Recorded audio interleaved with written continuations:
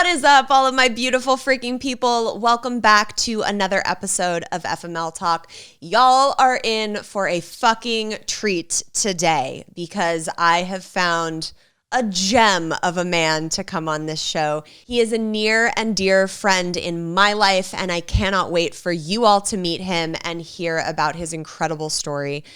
It's a really good episode, you guys, so sit back, grab a drink, and welcome to FML Talk. Oh my God. Wait, how old was the other girl? 19. Can you believe that shit? Hey, this is Gabrielle Stone. Good book? He did what? 48 hours? What a dick. Yeah, but have you seen all the photos on her Instagram? And this is FML Talk. Oh, no, she didn't. Y'all know I love a good self-love cocktail and occasionally an actual cocktail. I have always notoriously hated the taste of alcohol and needed it disguised in a good mixology cocktail until I discovered Neft. Because Neft is a premium vodka in its purest form with non-GMO rye, it has a light taste full of character. Not only is Neft one of the best tasting vodkas I've ever had, it also comes in the cutest packaging I have ever seen. Their unbreakable barrel keeps it chilled for up to 6 hours, making it the perfect drink to take just about anywhere. Join me in adding a little actual cocktail into your self-love cocktail with Neft vodka. Cheers! I met Chris Heck years ago when I was on the set of a film, Speak No Evil. And we kept in touch after that, and I have worked with him many, many times since. He is, in my eyes, such a creative genius that I want him attached to anything that I'm doing because it always turns to gold. And before we jump into his interview, I want to give you guys a little insight as to where you might have heard of him before in regards to my life. So in The Ridiculous Misadventures of a Single Girl, I write about going to Arizona to shoot a film. And in that film, there were a lot of very similar themes going on in the film, in the role that I was playing, that mirrored the stuff I was trying to heal from in my real life. And the director of that film was behind camera and was feeding me these lines and these emotions that he wanted me to see while we were shooting a specific scene in the film. And it was like, he never loved you. He's gonna leave you. It's just like, nobody cares about you. You're totally abandoned. Like all the shit that just made me hysterically cry, which was great for the footage. Chris Heck is that director. And I say that lovingly because he didn't know the severity of what I was dealing with. And I trust him so implicitly as a creative and as an actress that I always tell him to, full on go for it. And I think he's a brilliant director. So I wanted to bring him on today to talk about male vulnerability.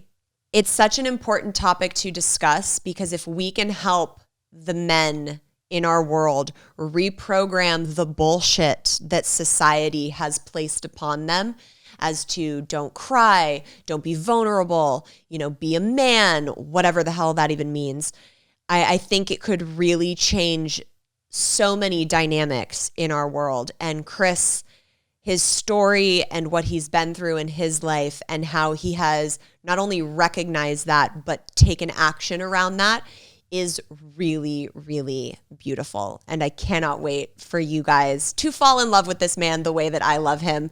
So let's jump into the interview. Chris Heck, welcome to FML Talk. Thank you.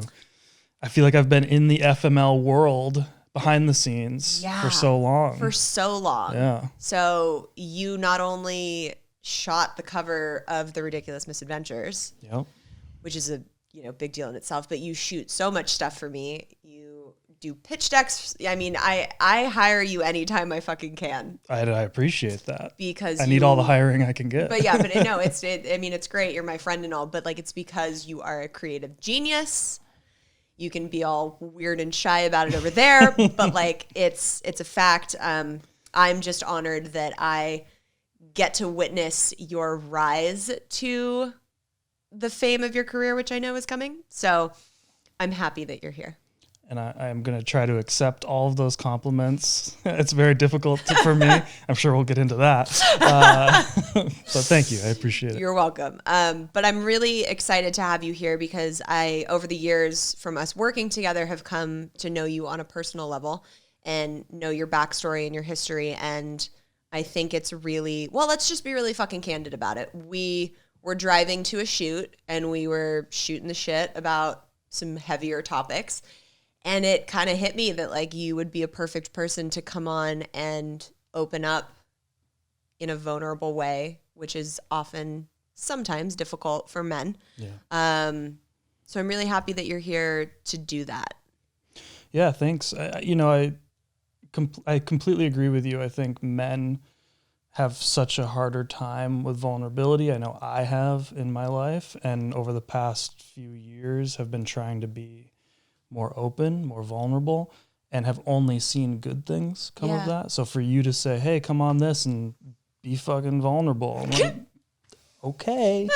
You're like, this is I the guess next that's what happens. You start being vulnerable and then more things come. Yep, But I think it's a good thing, and I think men especially need examples of other men. Yes. And oftentimes we have very negative examples of what other men have done. And a positive example of a man being open and vulnerable, I think, can hopefully cause other men to be open and vulnerable. Yeah, and taking that stigma away and that toxic term, be a fucking man. Yeah. Because like, what does that even mean? Yeah. So take me back to the beginning, because your childhood played a really instrumental part, the things that you went through in your childhood to then infer decisions you made and choices in your life as an adult. So take me back to the beginning. Yeah, I mean, I think it had a lot to do with me not being vulnerable for a long time because of things that I'd gone through. So, I know we had talked a little bit about my father, and I'll kind of hone in on that a lot, I think, in my childhood story. But basically, my parents got together, got pregnant, got married, had me, and then my dad tried to kill himself. And that's when my mom realized, ooh, this is maybe not the best guy to be raising a kid with. And, realized that he had way more substance abuse issues than she knew about, among other things. And so she left him to try to help me, have a normal childhood, as normal, put that in quotes. Right. Who the hell has a normal childhood? Nobody interesting. And so, so then from there, she got remarried a few years later, and I gained a whole step family, a couple of brothers and a sister and a stepdad. And my biological dad was then sort of in and out of my life for the next 10 to 15 years, I guess. And it was always very, traumatic, you could say. Like, he'd be in my life and it'd be nice and it's cool and I got a dad, and then he goes on a bender and ends up in rehab, and, I don't have a dad anymore. And it was alcohol? Yeah, that mainly alcohol, certainly a lot of other drugs and things, but alcohol was sort of his main thing, and a lot of self-harm as well. And so cried a lot as a kid, and I'm very thankful that my mom, she made the choice early on that she wasn't really going to hide what was going on with my dad to me, which was really difficult, but I think also very important that I knew what was going on. Obviously not the gritty details to like a 6-year-old, but, I did have an understanding of what was happening. And so... Well, yeah, because otherwise there's like the kids just thinking it's their fault, you know, like why it must be something wrong with me if my dad keeps leaving. Yeah, absolutely. And so I think having that happen sort of repeatedly was really difficult. And I was very open and cried a lot and was just very vulnerable about it. And when that happens so much over your childhood, you start to build up a wall and you start to protect yourself, and you start to not okay, he's back again, but I'm not going to let him get too close Yeah. because he's just going to rip it away from me in 6 months or something. Right. And so then that vulnerability slowly started to get stuck behind this wall until a point where, okay, great, he's in rehab again. I'm not crying about it. Right. But the flip side of that is I'm also not crying about other shit in my life that I probably should be. And I'm not talking about things, and I'm not letting people in as much as I should be because, well, what if they're probably just going to leave? They're just going to ditch me. And, and so, I guess kind of in a nutshell, that was a lot of the stuff that was going on there that led to me not being a vulnerable person, to where as an adult, I'm now having to do a lot of work to bring those walls down. Yeah. And especially when I'm in a stressful situation or some sort of conflict or something like that, those old habits kind of kick in. Yeah, that stuff bubbles up. I was listening to something recently, and they described it as sort of like your home base, your emotional home base. Right. We all have these emotional home bases that we go back to because it's comfortable, because it's familiar. Yeah. And for me, that was sort of the comfortable home base that I had built up, was to go back to that. Right. And so a lot of the work I'm doing now as an adult man is to try to build a new home base where that home base is vulnerable and that home base is open and honest and caring and giving and all these things that I had sort of stuffed away. Yeah, it's like your default setting. Yeah. Yeah, Exactly. and I resonate with that a lot, and I know everybody listening does too, because there's things we experience in our childhood, and because we're so young in those formidable years, they're like in our sense memories. It's not just like a thing in our brain. Like we physically go back to that default setting as a protection mechanism, and it's a very real thing to try and form new patterns and new habits and reprogram that default setting as an adult. I think you see it all the time with, if somebody grew up in a house where their parents were fighting all the time, and then fighting becomes your home base, and then you're in a relationship and why am I fighting all the time? Why are we always fighting? Well, you're bringing it back there. Yeah. That's just one example, but I think we all have those things, and I don't know, for whatever reason, our trauma never manifests itself in positive attributes. Right. You're like, can I have gone through this and have it like bring some fucking epic like superpower?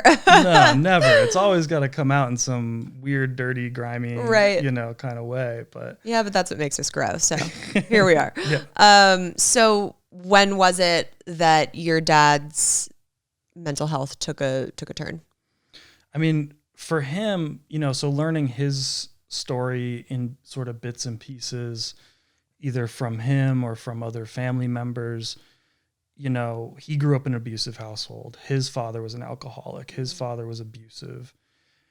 I don't know where that stemmed from for him to try to trace this back, but for my dad, so he started self-medicating at 12 or whatever. And, oh my God. I think there was also, not from his father, but from someone else, there was also some sexual abuse as well. So that all that trauma for him was not getting dealt with. Right.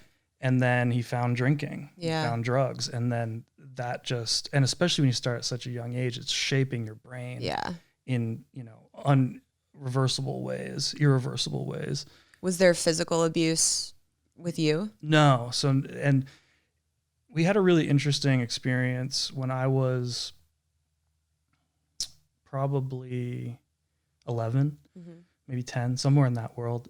And he had, he had just gone out and had been and he got to a point where he couldn't just drink. Like it was always to an extreme, and using drugs always to an extreme. And it was wreaking havoc on his body. And I saw him the day after he had been on a bender, and he asked me to come in the room and sit on his lap. And he was like kind of trying to open up to me about his childhood and his dad, and, hiding under the bed, and the dad hitting him with the broomstick and all this stuff to get him out. And I, as a 10-year-old, am just uncomfortable. Yeah. All I can think about is how uncomfortable I am and how weird this is. Right. And he started convulsing, and it was because he was going through withdrawals of everything that he had put in his body the night before.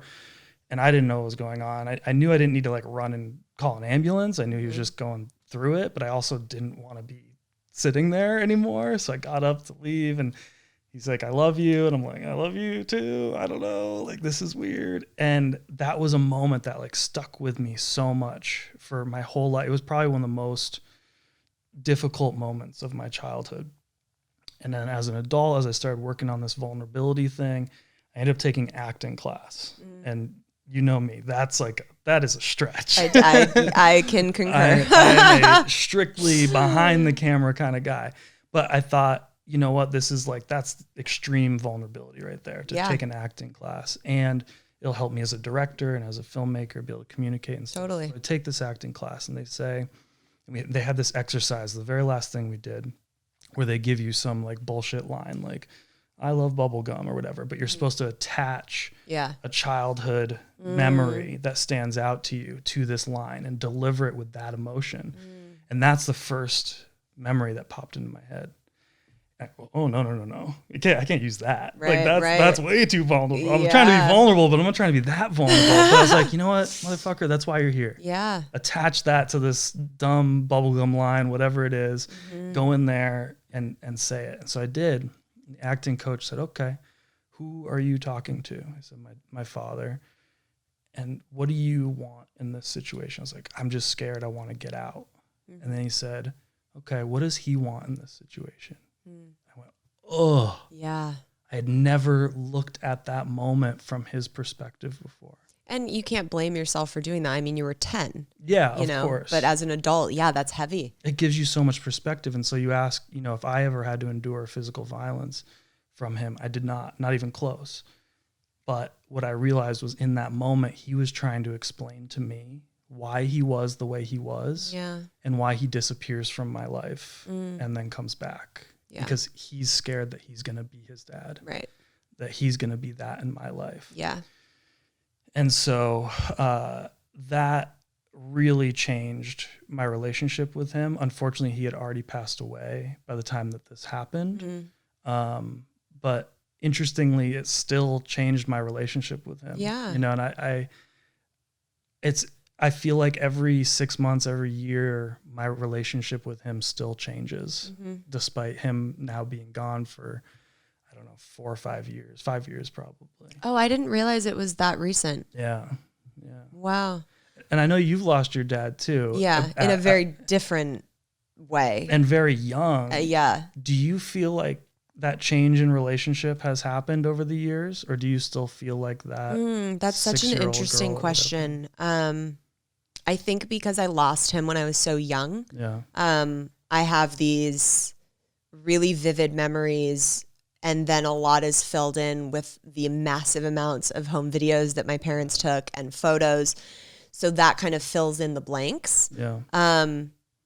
So I haven't felt, I was always like daddy's little girl, like we played Cinderella. So I haven't felt like that changed over the years, but there's been moments where I've realized as an adult, like the gravity of him not being here, like my wedding day or when I published my book, or there was one year on his birthday that I started YouTubing a bunch of videos of my mom and my dad, which I'm so blessed that I can do that. Yeah. I'm very aware of how amazing it is when my mom is eventually gone that I can put on The Howling and watch both of them on screen. Right. That's such a gift. And I remember YouTubing all of these videos and being like, God, I never even really got to know him, because when you're that young, you don't know your parents, Right. your caretakers, and they make you laugh and you feel safe, but you don't know them as people, as adults. You didn't have adult relationships. Yeah. And with so them. that was sad to me that I wasn't ever going to be able to know him in that sense. Yeah. But that's an interesting question. I've never looked at it like that. I think probably because of it being so long ago, but I didn't realize that your dad's passing was so recent. Yeah, and we should probably get into that, I guess. Yeah, if you feel comfortable, I'd love for you to tell me, if you can take me through how you found out, what happened, what it was like. Yeah, so he had just gotten out of jail for something, who knows what, something stupid, I'm sure. And he had come back to my grandmother's, his mother's house, and sort of helped her. She was just getting out of the hospital, so he really took care of her for a month or so. And I was living out of town, but this was sort of around the holidays, so I came back and I saw him, and it was weird. And I'm in my mid-20s at this point, and had kind of really written him off to an extent. Part of building up that wall, was knowing that I needed to cut this person out for my own well-being. Yeah. And so I saw him, but it was just kind of weird. And I remember the very last time I saw him on that trip home for Christmas, he said, "Hey, I'm really glad I got to see you and spend a little time with you." And he was kind of trying to have a heartfelt moment. And I was very just like, yeah, okay, whatever. I'll see you later. And then, because there's a lot of anger that builds up over 20 plus years of someone popping in and out of your life, and for sure, you being disappointed at them for going on benders and being in jail. It's like, it's very warranted. Yeah. And really the last time, I think before that I had talked to him, he called me and was like on the run from the police and like wanted me to wire him money so that he could get to rehab before they caught him, and like all this. And I'm like, and I told him on the phone, I was like, I'm going to do this because I know you're going to call somebody else for it if I don't do it, but this is the last time. Yeah. And I don't ever want to do this again. Right. And that was it. And then I saw him again a few years later at this, Christmas time. And then about a month after that, I was still kicking around my hometown, and I was at my mom's, and my mom and my grandmother, which would be her ex-mother-in-law, they stayed really close. My whole childhood, my mom was very good at staying close with my dad's side of the family and making sure that I was included in that side of the family. So my grandmother calls my mom, and she's just in hysterics. And my mom runs out of the house. And as she's running out of the house, she goes, "Your dad just killed himself." And she's out the door. And I think, she was just in panic mode trying to get to my grandmother. And I had this moment of, whoa, is this real? Is this like, did that really just happen? And he had tried to take his life several times over the years unsuccessfully. And so we went down and got to my grandmother, and she was just absolutely hysterical. And then my uncle came, and we had to go down to where my dad was living and talk to the police and do all this stuff, and it for me really became, okay, how can I take care of everybody else? Right. How can I make sure my grandmother's okay? How can I, all that sort of thing, which I think is another very guy thing of, okay, I don't want to deal with my feelings, so I'm going to take care of everybody else. Right. If I make everybody else a priority, I won't have to tap into the fact that I want to fucking cry my eyes out. Yeah. And so I didn't cry.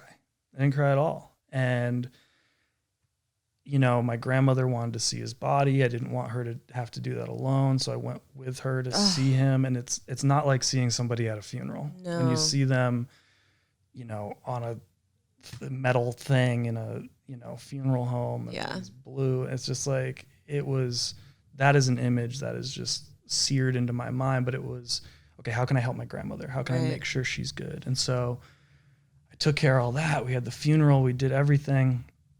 I left my hometown, went back to Phoenix where I was living at the time, didn't tell a soul, didn't tell anybody. It was like, okay, great. Now I don't have to talk about it anymore because none of my friends here know, my coworkers don't know, nobody knows that he died, how he died, any of that.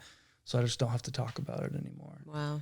And so I just held that in for, I don't know, probably 6 months, 9 months, didn't talk to anybody about it. I can't even imagine what that must have been like holding that in for so long, because I'm such a big proponent of speaking about what you're going through and sharing your story so that you can process it and eventually like grieve it and move through it. So to hear that you held that in, it must have been exhausting.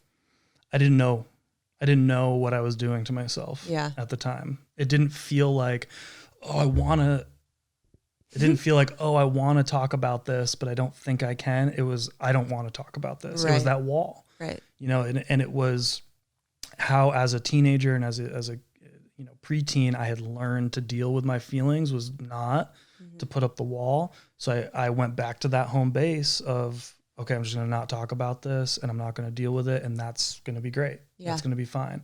And everybody else is doing fine. So I'm going to be fine. And I didn't realize the trouble it was making for me mentally. I didn't realize that I was slipping into depression, Right. And not connecting the dots,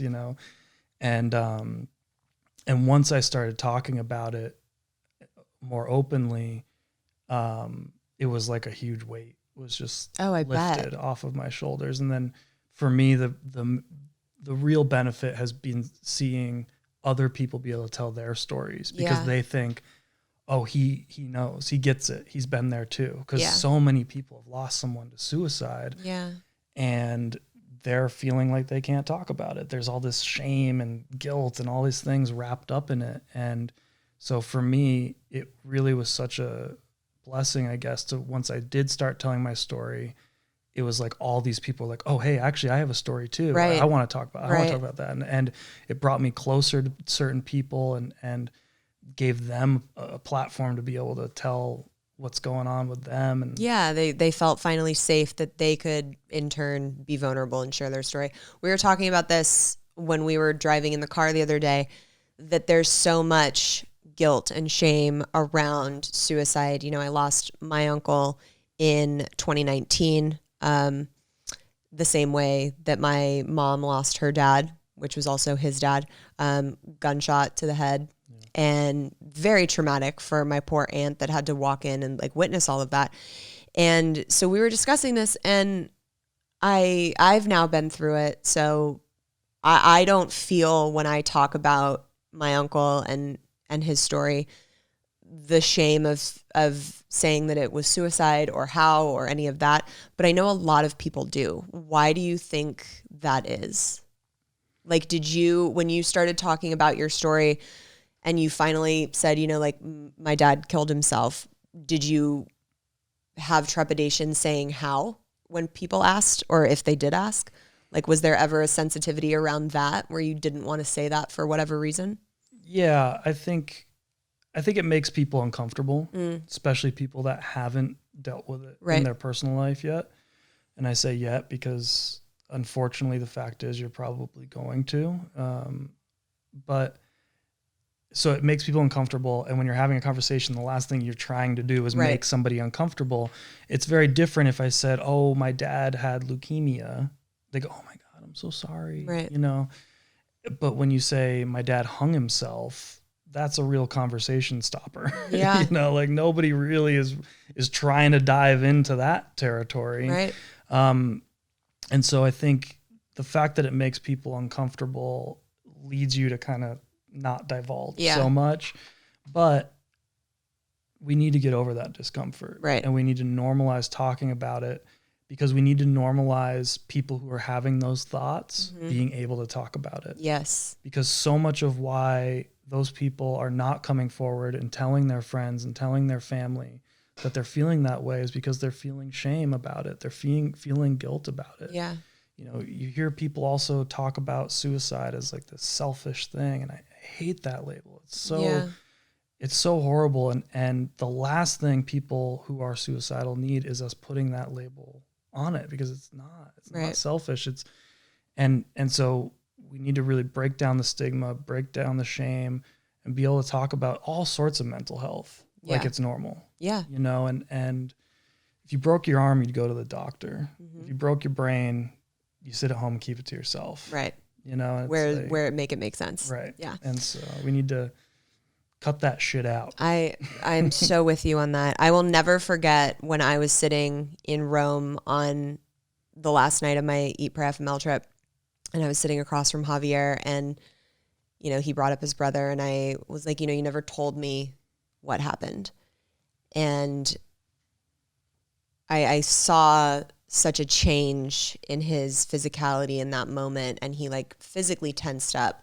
And I was like, I'm sorry, you don't have to talk to me about it. And he was like, no, I haven't spoken about it since it happened, and I need to like verbalize it and say it. And he told me, what happened, how it happened. And you could see that it was like he had had bricks sitting on his chest for 2 years, and they finally were removed and placed to the side. And I can't imagine carrying that type of weight around for so long because something so horrible happened that you can't comprehend or process it enough to verbally speak the words out. And that's so sad to me that any individual would go through that. So I feel like the more we can destigmatize suicide in itself and mental health as a whole, it won't only help the people that are having the thoughts and the, fears of certain mentalities, but it'll also help the people that unfortunately get left behind when they choose to make that decision, because they go through a whole slew of mental things when they're left to deal with that grief. It's a different kind of grief. Suicide's a different kind of grief than someone, got in an accident or got sick and died. Yeah. I also have been realizing, I think you have a responsibility to heal. Mm-hmm. Not just to yourself. I mean, I think certainly to yourself, but for me, this doesn't just apply to my father's suicide, but just any of the trauma from my childhood. I'm realizing I have a responsibility to heal for the people around me. Oh my God, dude.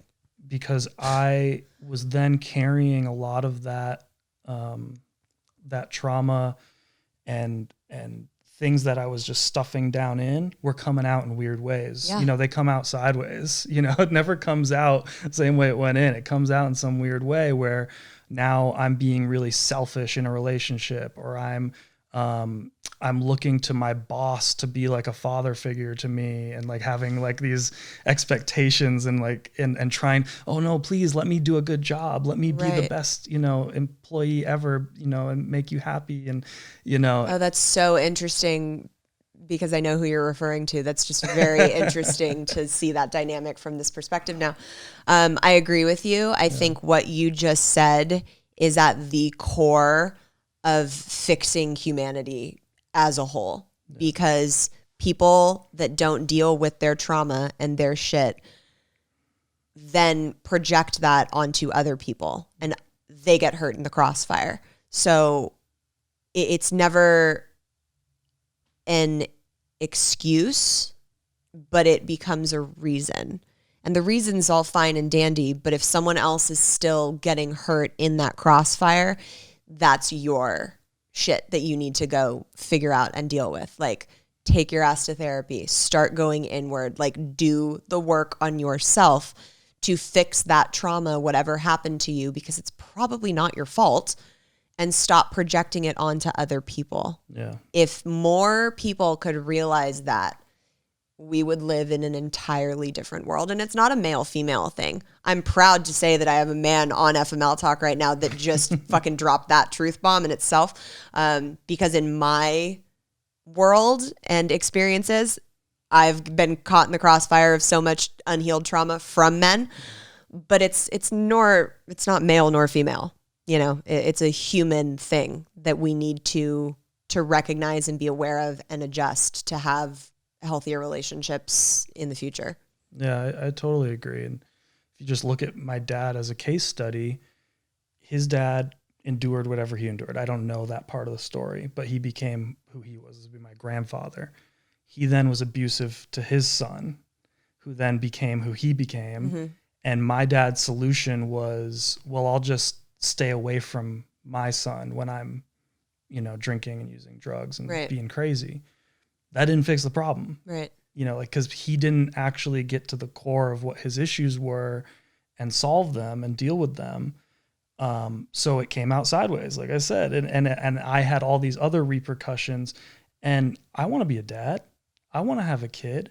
What am I passing down now? Yeah. If I don't solve this and fix this right now, I'm going to perpetuate that cycle in some weird way to my kid. And then it just keeps going. You got to stop the genetic cycle of it. Yeah. And you know me, I don't drink. I don't use drugs. I never have been straight edge my whole life.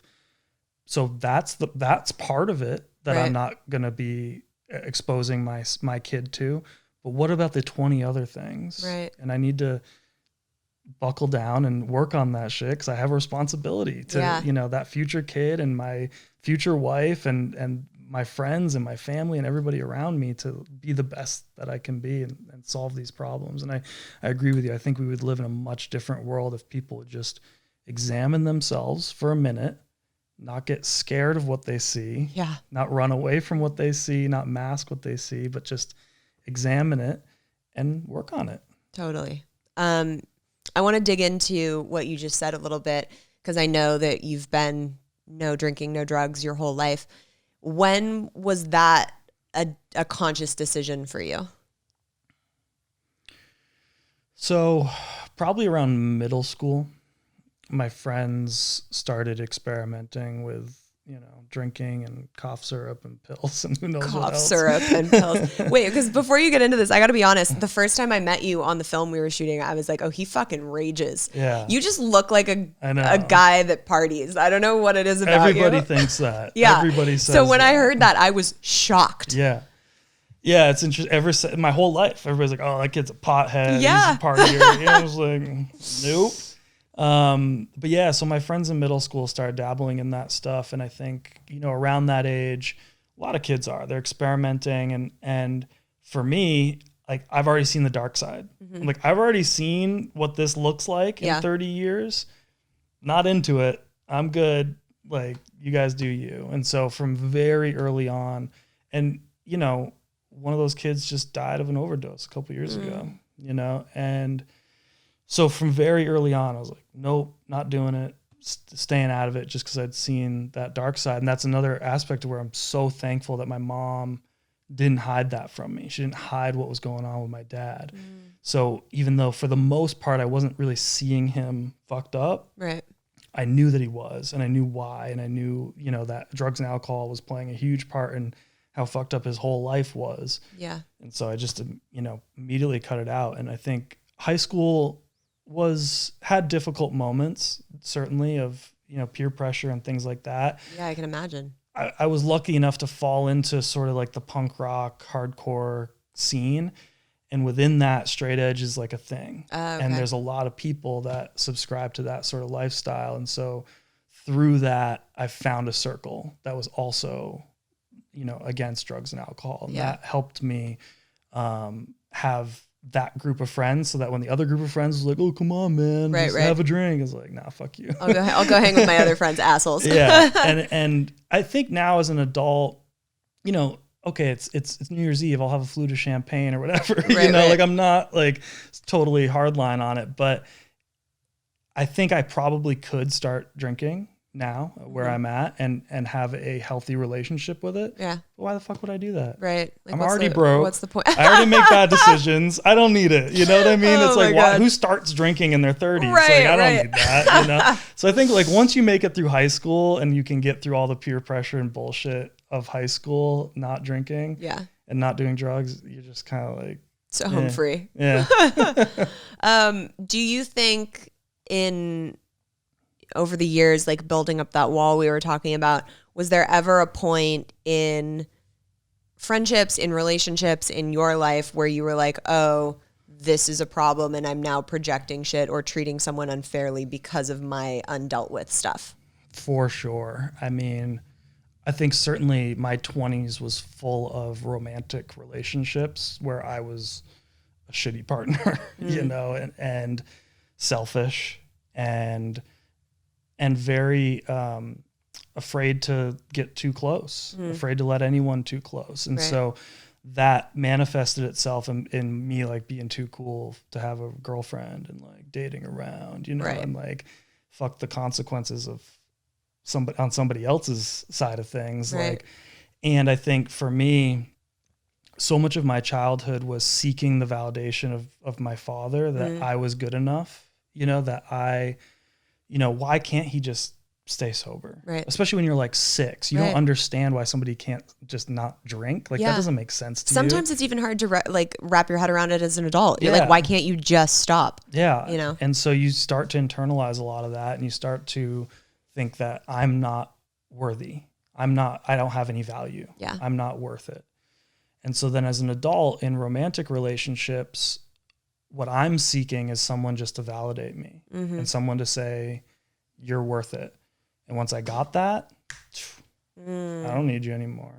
I'm out. And this isn't happening consciously. Well, no, of course. But, you know, in hindsight, looking back at what I was doing, I was like, oh, you fucking idiot. Basically, what you just said is every fuck boy has some type of deep traumatic issue that they need to seek validation, and then they're out. Most likely, yes. And it's so crazy because I know you and I've known you for years now, and that's so not you. You know what I mean? Like that. I don't know what you mean, but I appreciate you saying that. That's not who you are at the core. Yeah. At all. I agree. Like I am, you know, the little boy in me before the wall was built is so loving, is so caring, is so giving, and is so compassionate. But I built that wall. Right. And so, like I said, all this work I've been doing is like break down that fucking wall, be loving, be compassionate, be in the relationship for the other person as much as you're in it for yourself, you know? God, not to toot my own fucking horn, but here we go. I find the best men to be on this show. Like the emotional intelligence of the men that have graced this fucking stage is ridiculous. Intelligence has not been a word that's used. I said emotional intelligence. No, but and just for everyone that's watching this wondering, he's not available. He's not on the market. No. He's taken by probably the most beautiful supermodel I've ever laid eyes on. It's kind of ridiculous. This is true. But it's really, where do you think the disconnect is? Because I know so many people that listen to this and will watch this will say, God, if we could just have more men like that. People say that about Tay all the time. And I agree. Oh, I would date Tay, by the way. I mean, you know. He is a catch. He is a catch. But so many people say that, and I'm in agreement with it. So where do you think the disconnect is for men wanting to go inward and be vulnerable and be able to address those deep stemming traumas and look in the mirror? Not to have you speak for all men, but as a male, what would you infer on that? You got to want to do better. You have to want to be better. And I think this applies to just human beings, but we've all got our shit. We all do. And like, you're never gonna, there's no winning here. It's just about constantly every day trying to be better. Yeah. And I think for men, so much of the societal pressure that's been put on us is career driven. And if I can make more money, if I can work more hours, if I can achieve this status, then I am contributing to society. And worthy. I am a worthy man for society. I think men honestly are a little lost right now as far as society's expectations of us go. I think the rise of feminism, the rise of more women, you know, holding more positions in the workplace and all these different in the military, all these places that were traditionally like, I'm a man and this is what I do. Right. I think so much of masculinity is now sort of lost in this, well, what's our place? Right. What's our, you know, and men, I think, really need to take a step back and look at, can you be contributing more emotionally to our society, to our world? And this is not something that has happened in the history of the world, you know?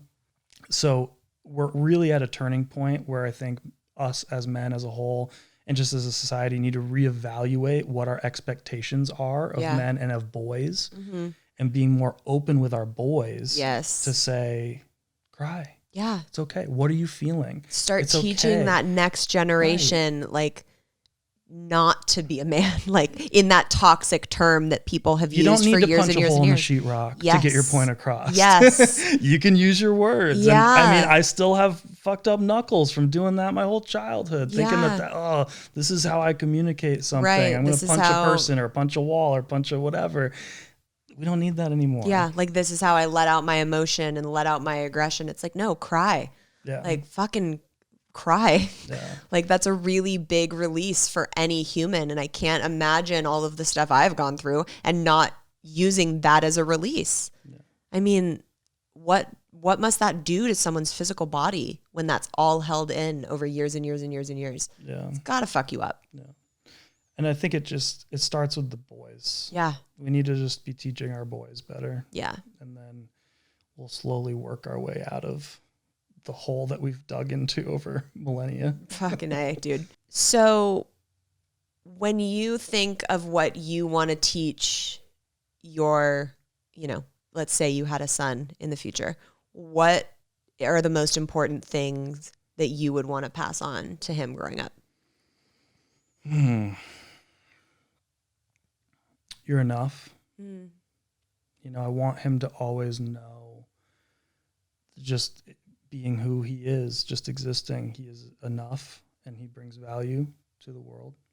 That's something I still struggle with. Like, that's probably my biggest struggle to this day. And so much of that is wrapped up with my relationship with my father. It's okay to be vulnerable, like we're talking about. Fix your shit. Fix your shit. Because as much as I'm going to try to get him through childhood without problems, you'll still fuck him up in some way or another. It's inevitable. That's the way it goes. Like everybody's parents fuck them up. And if you think your parents didn't, then you just haven't realized how yet. Right. That's amazing. So, but he's going to need to go through this same thing that I'm going through now. And hopefully with some guidance, he can go through it earlier. He's not going through it in his 30s. He's going through it in his 20s and saving himself and saving other people the emotional harm of, not dealing with that stuff. Yeah, that's really beautiful. And I know I asked you the question about a son, but I feel like that goes with any child, period. It's interesting. I think I'm more excited to have a son in a weird way because it's almost like I want to fix what my dad did. Yeah. I want to fix those. Redefine the narrative. Yeah. But I would love to have a daughter too. I can't wait to see you as a parent. You're going to be a rad dad. It's gonna be If you could tell our listeners one thing about if they're dealing with suicide in their life, if they're experiencing that type of grief, what would you offer up to them? You're not the first. You're not the only. And there are so many resources out there to help. There's been books written, there's been films made, there's been podcasts, there are support groups, there are hotlines. Take a step. Yeah. Do something about it. And it's not your fault. It's absolutely not your fault. If someone took their life, someone around you, don't carry that weight. But also just face it. You got to take a look at it and grieve it. Yeah. Deal with it. Handle it. And I think probably like me, your relationship with that person will continue to evolve. You'll continue to understand it more. I understand my father so much more now than I did then. I wish I could have a conversation with him now with what I now know. Yeah. And I've seen parts of him in me. I've seen parts of that depression. I've seen parts of that self-harm come out in me. And I realize now why he was feeling that way. I realize now why his emotions were coming out that way. And I wish I could have those conversations. But in my own way, I continue to have that dialogue, basically, and that relationship continues to evolve. And I think if you're going through this and you've lost someone, that relationship is not over. Yeah. And just remember that. And I don't necessarily mean it in a supernatural way, but just your relationship with that person can continue to evolve. You can continue to love them. You can continue to have empathy for them and just try to focus on those things. Oh my God. Really, really beautiful, dude. Really, really beautiful.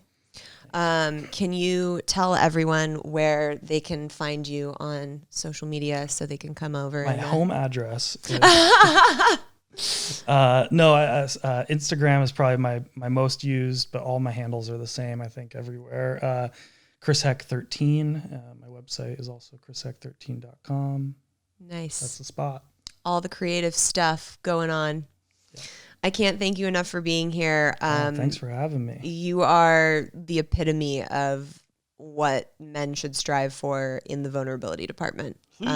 So no pressure. Uphold that. Take it. Wear it proud like a fucking badge.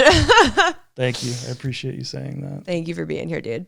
I'm sweating. The pressure's off now. We're closing out. I want to thank Chris for coming on FML Talk. I am always so excited when we have really amazing men that join us to break down those stigmas and break down those walls. It's really special to me to have a platform where we can start putting more of that out there, because I think it's so important. And I personally have attracted so many incredible men into my life in recent years. And I want to start getting as much of that out as I can, to start integrating that into society more and making people know that it is okay to be vulnerable and it is okay to show your emotions. And we love that. Next week, y'all, this episode is a fucking doozy. I have been so excited to release it from the day we recorded it. Lauren Denham is a dear friend of mine. You guys read about her as Liz in The Ridiculous Misadventures of a Single Girl when we traveled around Asia together. And you also heard her on season 1 of FML Talk when she came on to share about her marriage and divorce, and that she was the one that ended up cheating in her relationship. And it was a really powerful episode that we got a really great response from. And recently she went through some personal stuff that until I sat down for this interview, I did not know the severity of. And I wanted to bring her back on to discuss all of it. And it does not disappoint. I mean, it has all the things and then some. We talk about her relationship, how she got trapped in something that was abusive without even knowing it, the dissolution of that relationship, and how ayahuasca, the plant medicine, changed her life. It is a fucking incredible show, you guys. I cannot wait for next week. As always, make sure you are subscribed so you never miss an episode. If you want to hang out with us in the studio live, you can catch us on YouTube at youtube.com/FML Talk. Make sure you keep up with us on Instagram at FML Talk Podcast for all the behind the scenes goodies. And I will see you all next week. Until then, have a self-love cocktail on me. Cheers.